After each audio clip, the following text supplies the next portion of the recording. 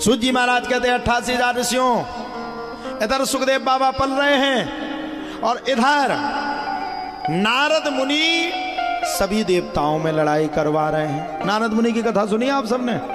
किस किस ने सुनी नारद मुनि की कथा? जिसके घर में लड़ाई ना होती हो उसके घर में लड़ाई करवा दे, उसी का नाम है नारद। नारद मुनि भी देवताओं में लड़ाई करवा देते। एक दिन गए भगवान विष्णु के पास, माता रुक्मणी के उल्टे सीधे कानों को भर दिए, जे आपसे प्रेम नहीं करते, आप पूरे दिन सेवा करती रहती। दोनों दिन खूब लड़े। बाद में पता चला लड़ाई किसने करवाई? बोले नारद ने। बोले बंद कर दो दरवाजों को, अब की बार नारद अंदर ना आ पावे।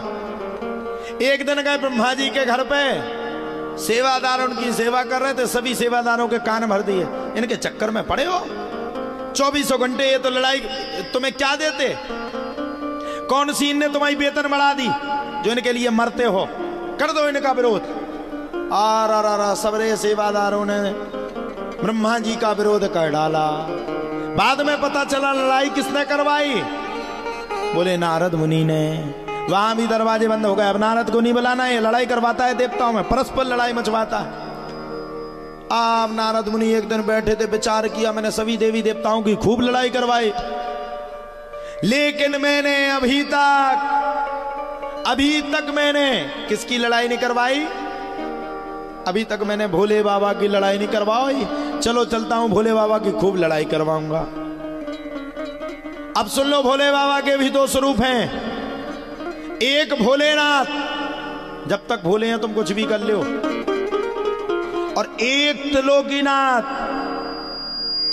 तीसरा नेत्र खुला और प्रयागराज जावे की जरूरत नहीं है। इतना तेज हवा लगे कि सूद और धुआं उड़त मिले। कंकाल मंकाल तो मिले ही ना, सूदे धुआं। तुम उनका देखने की का देखने बताओ? बोले अपनी ठटरी बनाओ, मन ने धोई है, तुम मर जाओ। अब हुआ क्या? नारद मुनि पहुंच गए भोले बाबा को जगाने के लिए। नारद ने ढूक के देखा, अरे कैलाश पर्वत पे तो ये बैठे, इनके सामने अगर माता रुक्मणी के मैंने कानों को भरा तो चिढ़ जाएंगे, तीसरे नेत्र को खोलेंगे और बर्बाद कर देंगे। अरे भैया मैं नहीं जाऊंगा। अब तो नारद मुनि भोले बाबा के आने की प्रतीक्षा करने लगे, और जैसे भोले बाबा के नेत्र खुले सो भोले बाबा भगवान विष्णु के दर्शन करने के लिए गए। इतने में नारद मुनि अंदर आ गए। माता पार्वती ने देखा मेरे गुरु नारद, हाथ जोड़ करके प्रार्थना की, नारायणं नमस्कृत्य नरं चैव नरोत्तमं देवीं सरस्वतीं व्यासं ततो जयमुदीरये। राधा भक्तिर्हरिर्ज्ञानं ताभ्यां याच समन्वितां तां श्री भागवतीं गाथां वंदे युगल रूपण। भगवान के समकक्ष पहुंच गए, और जैसे ही नारद मुनि भगवान के समकक्ष पहुंचे तब तो प्यारे कहा जाता है नारद मुनि ने हाथ जोड़ करके बड़े प्रेम के साथ माता पार्वती ने प्रार्थना की, अरे नारद बड़े दिनों के बाद आए हो, क्या चक्कर है? और आजकल देवताओं के लोक में क्यों नहीं आते? नारद मुनि बोले मैया मैं देवताओं के लोक में इसलिए नहीं आता कि देवता आपस में भयंकर लड़ाई मचवाते हैं, और देवता जब आपस में लड़ाई मचवाते तो मैया मैं किसी देवी देवता के चक्कर में नहीं पड़ूंगा, और मैं जाते ही नहीं। अब बताओ हम तुम्हारे घर में भोजन करें, तुम पूछो महाराज जी सब्जी कैसी लगे, हम कहें महाबुरी, गुस्सा आएगी कि नहीं? माता पार्वती कहती देवताओं के घर में लड़ाई मत थी, लेकिन मेरे घर में कभी नहीं लड़ी, और मैं तो भोले बाबा से बड़ा प्रेम करती हूं। अरे बोले मैया वही तो चक्कर है, आप तो खूब करती लेकिन भोलेनाथ करते हो तब तो।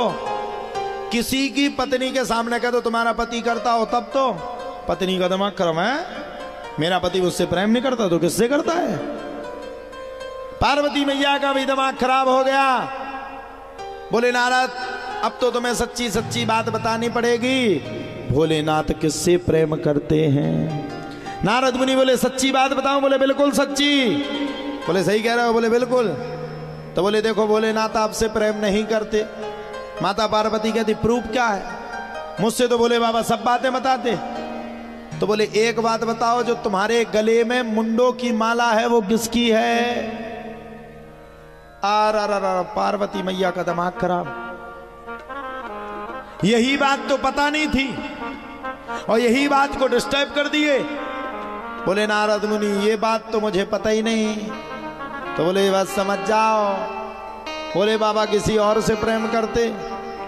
पार्वती मैया लाल, इतनी लाल इतनी लाल इतनी लाल जिसकी कोई सीमा नहीं। आने दो आज भोलेनाथ, छोड़ूंगी नहीं। मेरे साथ इतना बड़ा विश्वासघात, किसी सौतन से प्रेम करते हैं, उसी का ध्यान करते हैं। बैठ गई। नारद ने सोची अपनो काम होगा, अपन भी सरक लो। धोखे से अगर भोले बाबा आ गए और उन्हें गढ़ परगो की पार्वती के कान नारद ने भरे तो तीसरों ने तो खुलो उसी तो धुआं।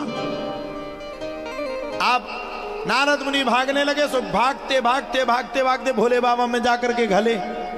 भोले बाबा ने देखो हैं नारद, दिमाग पे आ गया। अभी तो देवताओं के पास गया था, सभी देवताओं ने मुझसे कहा भी था ये नारद मुनि बड़ा भारी भयंकर लड़ाई करवाता है, यही नारद मेरे घर में क्या कर रहा है? और पूछा नारद किस प्रकार से तुम्हारा आगमन हुआ? नारद मुनि बोले कुछ नहीं, आपके दर्शन करने आया था। तो दर्शन करने आए थे तो चोरी छुपके कहां भाग रहे थे? कहीं नहीं, आप ही को देख रहा था। तो चलो अंदर। अब नारद ने सोचा कि अगर धोखे से भीतर गए और पार्वती मैया का देखोगी को भवन में बैठी तो नारद तुम तो गए। नारद बोले नहीं नहीं नहीं मुझे अर्जेंट काम आ गया। अरे बोले कौन सा अर्जेंट? तुम चलो मेरे साथ। बोले मैं नहीं जाऊंगा, सीधी सीधी बात है, मैं नहीं जाऊंगा तो नहीं जाऊंगा। नारद मुनि ने देखा मौका और 10 कदम आगे जाकर के बोले भोले बाबा आपको। बोले बाबा क्या आपको? क्या आपको मैया याद कर रही है? बोले बाबा बोले जिसके घर में नारद जाए उसको मैया याद नहीं करेगी तो क्या मैया के भैया याद करेंगे? पहुंच गए भोलेनाथ। पार्वती समझ में आ रही कथा? हाथ खड़े करके बता भाई। अबे भी बूढ़े बूढ़े दद्दन ने हाथ ठाड़े नहीं करे, जाने कौन सी कथा सुना उन्होंने। तुम के लाने का लेकर अलग से ब्यास गति लगा रहे हैं हम खेत में। ऊ में लगाओ लाहा को खेत हुए जिते, तो एक दूसरे की कथा सुने अपन हैं। नारद मुनि की बातों को सुनकर के भोलेनाथ अंदर की ओर पहुंच गए।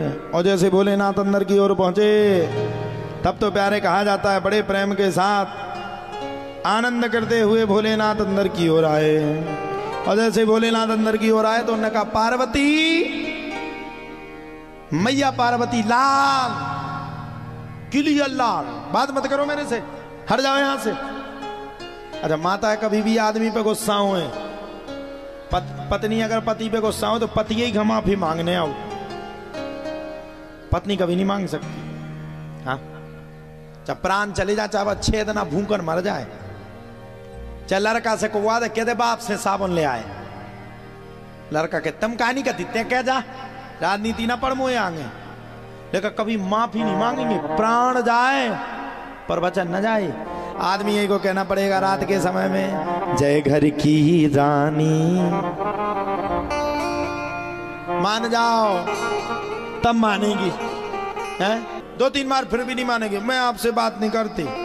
मानना पूरा है, उनके भी मन में है कि राजीनामा हो जाए, लेकिन खुद कभी माफी नहीं मांगेगी। पार्वती मैया भी भोलेनाथ पे लाल। भोलेनाथ बोले अरे पार्वती बात मत करो मेरे से, हट जाओ यहां से तुम, मैं बात ही नहीं करना चाहती तुमसे। अरे हुआ क्या देवी, लाल क्यों है? पार्वती बोली तुम धोखेबाज हो, बहुत बड़े धोखेबाज हो। बोले बाबा बोले मैंने धोखा क्या किया देवी, अभी भी तो बता। तुम मुझसे प्रेम नहीं करते, किसी और से प्रेम करते। अरे मैं और किसी और से प्रेम? तेरे ही सामने तो बैठा रहता, कहां से मैं किसी से प्रेम करता? हाँ मैं करता, भगवान विष्णु से करता, लेकिन पत्नी प्रेम में तो तुझी से करता, किसी दूसरी सौतन है उसी से करते। अरे ऐसे कैसे करता? तो एक बात बताओ, तुम्हारे गले में जो मुंडों की माला है वो किसकी है? मुंडों की माला किसकी है? भोलेनाथ बोले इतनी छोटी सी बात पे तू लड़ाई मचाए है?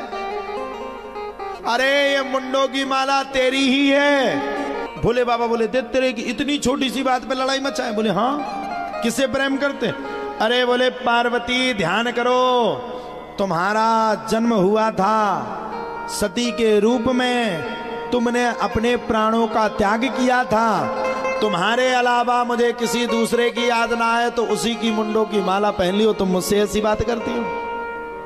पार्वती ने सब छोड़ दिया। हाय राम, वो तो नारद मेरे कान भर गया था।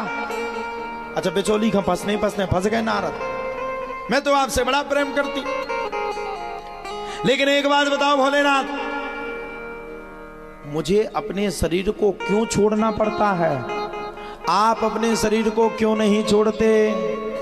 भोलेनाथ बोले मैंने अमर कथा को सुना है। बोले कौन सी अमर कथा को सुना? बोले सुना दो। बोले बिल्कुल। तो बोले सुनो ध्यान पूर्वक, मैंने भगवान श्री हरि कृष्ण की अमर कथा का गुणगान गुणवत्त गान किया है, जिससे कल्याण हुआ है। जब इतनी बातों को सुना तब तो पार्वती ने कहा अब तो महाराज मुझे भी अमर कथा को सुनना है।